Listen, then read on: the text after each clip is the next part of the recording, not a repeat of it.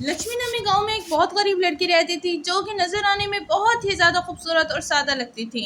गांव के लोग उसे देखकर अश अश रह जाते थे। एक दिन एक आदमी उधर खड़ा उसको देखकर बात कर रहा था कि भगवान मुझे भी इतनी प्यारी बेटी दे देता तो क्या जाता था उसका। साधु को इतनी प्यारी बेटी देने का क्या मकसद था। वो तो इतना अमीर भी नहीं है, ना ही वो इसको अच्छे कपड़े पहनाता, ना ही वो इसका ख्याल रखता। तभी साधु एक बहुत गरीब आदमी था। वो मंदिर की पूजा करता और थोड़ा बहुत जो भाड़ा बचता वो अपनी बेटी की कफालत करने में उससे सर्व कर देता। एक दिन वो किसी काम से गांव से बाहर जा रहा था और वो अपनी बेटी को तलकीन कर रहा था कि बेटा जो मर्जी हो जाए दरवाज़ा मत खोलना। मेरा मन तो नहीं कर रहा तुम्हें अकेला छोड़कर जाने को, लेकिन क्या करूं, मजबूरी है, जाना तो पड़ेगा।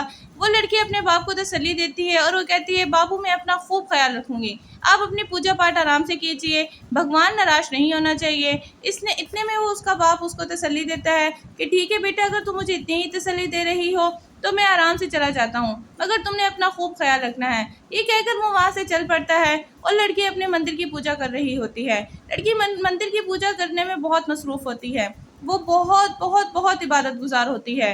तभी गांव में दो चोर आ जाते हैं और वो चोर को पता चल जाता है कि साधु किसी काम से अपने गांव में जा रहा था। मंदिर के नीचे खजाना छुपा हुआ था जो कि लोगों का था, लेकिन साधु चूंकि बहुत ईमानदार आदमी था वो उस खजाने के मामले में कभी सोच भी नहीं सकता था। लेकिन पूरे गांव में ये बात मशहूर थी कि मंदिर के नीचे खजाना छुपा हुआ है। क्योंकि वो भगवान की अमानत थी इसलिए उसको कभी किसी चोर ने चोरी करने की जरूरत तक नहीं की। एक दिन वो दोनों प्लानिंग करते हैं कि आज हमें अच्छा मौका मिला है और हम अचानक से उसके घर में छापा मारते हैं और चोरी कर लेते हैं।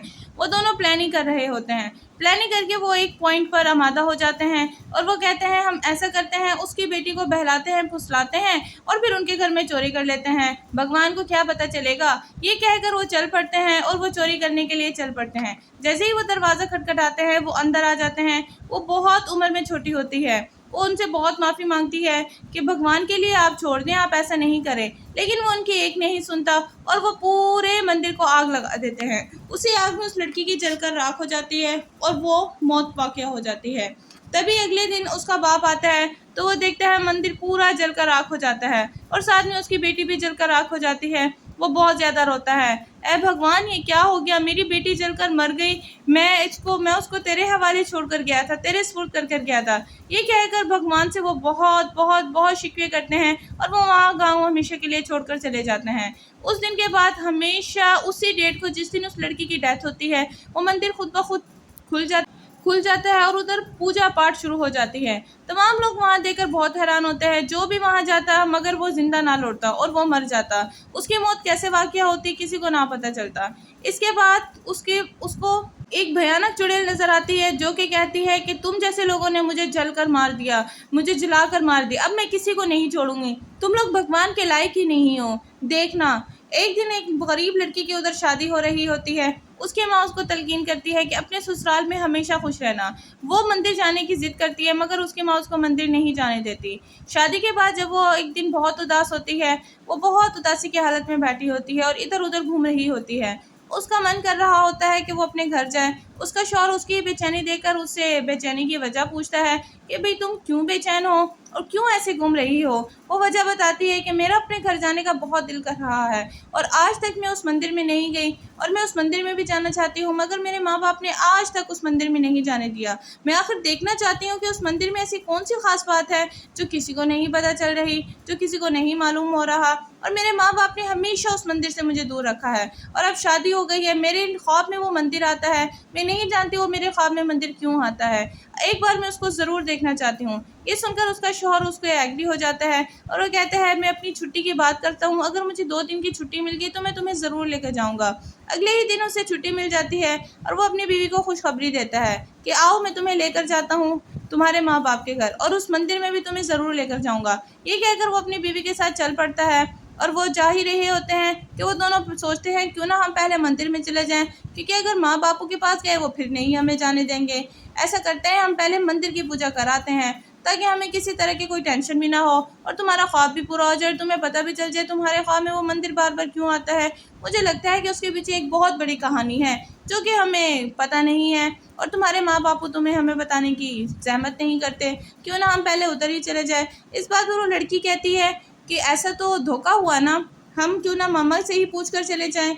अगर आप कहते हैं तो पहले मामा पापा के घर चल पड़ते हैं, क्यों हम मंदिर में जाएं, पता नहीं आखिर क्या ऐसी वजह है। ऐसे कहकर वो लड़की अपने माँ बापू के पास जाती है और अपने माँ बापू से इजाज़त तलब करती है, मगर उसकी मम्मा उसको सख्ती से इनकार कर देती है कि बेटी, उस मंदिर की वजह से हमने तुम्हें हमेशा अपने अपने आप से दूर रखा और शहर से बाहर रखा ताकि तुम बची रह सको, मगर अब तुम जाने की ज़िद क्यों कर रही हो, हम तुम्हें नहीं जाने देंगे। आज तक उस मंदिर में जो भी गया है वो ज़िंदा लौट कर नहीं आया।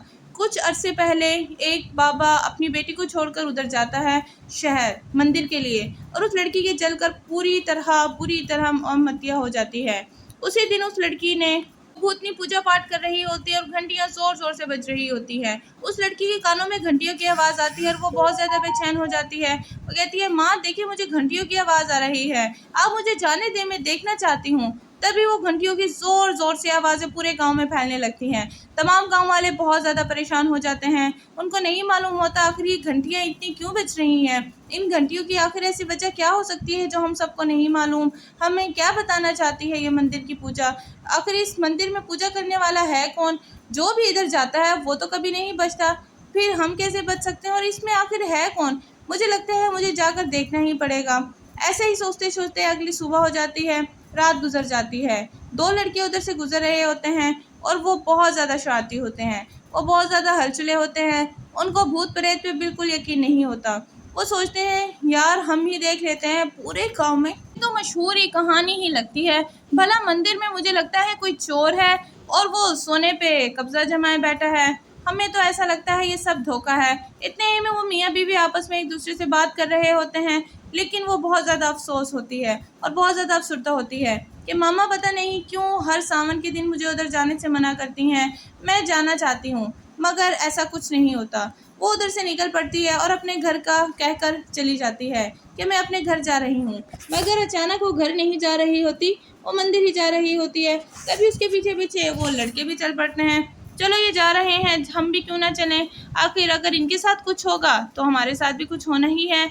तो वो लड़का वीडियो बना रहा होता है, तभी उसके सामने चुड़ैल आ जाती है। वो चुड़ैल देखकर बहुत ज़्यादा खौफज़दा हो जाता है। वो चुड़ैल पूजा कर रही होती है और वो दोनों भी पूजा कर रहे होते हैं। वो देखकर बहुत ज़्यादा खौफज़दा हो जाते हैं कि वाकई यहाँ तो चुड़ैल रहती हैं। माँ सही कहती थी, हमें यहाँ से भागना चाहिए, हमें यहाँ नहीं रहना चाहिए, यहाँ हमारी जान को ख़तरा है, हमें तो ये मार डालेगी। चलो भागते हैं, हमारा यहाँ रुकना एक मिनट के लिए भी सही नहीं है। ऐसा कहकर वो वहाँ से भाग जाते हैं और वो लड़का उधर खड़ा रह जाता है। वो भागने की बहुत कोशिश करता है मगर उसके पाँव जम जाते हैं। तभी वो लड़की अपनी सारी कहानी उसको बताती है कि मेरे साथ तुम जैसे लोगों ने इतना बुरा किया था, मैं तुम में से अब किसी को भी नहीं छोड़ूंगी, मैं तुम सबको मार डालूंगी, ये मंदिर सिर्फ मेरा है, तुम इधर मंदिर के काबिल ही नहीं हो। ऐसे कहकर वो उसको जान से मार देती है और ये राज हमेशा के लिए राज ही रह जाता है और वो उस मंदिर की पूजा में व्यस्त रहती है। हर लोग उधर जाने से घबराते हैं। तमाम गाँव वालों को इस बात का यकीन हो जाता है कि अब वो उधर कोई नहीं रह सकता और वो इधर एक चार्ट पे लिख कर लगा देते हैं कि यहाँ कोई ना आए, क्योंकि यहाँ जो भी आएगा उसकी मौत पक्की है। एक गाँव वाला बहुत ज़्यादा गरीब होता है, वो उस बोर्ड को देख रहा होता है और उसको अजीब अजीब से ख्यालात आ रहे होते हैं। उसको नहीं पता होता ये ख्यालात किस तरह के हैं, लेकिन उसके भी ख्वाब में वो मंदिर ही आता है। वो बहुत ज़ोर ज़ोर से घंटियाँ बजती हैं। वो देख रहा होता है कि इतनी ज़ोर से घंटियाँ क्यों बज रही हैं। तभी वो उसके अंदर झाँक के देखता है कि एक चुड़ैल बैठी पूजा कर रही होती है और भगवान के सामने बैठी होती है, और वो उसको देखकर दंग रह जाता है और वहाँ से भाग जाता है। Like, share, comments.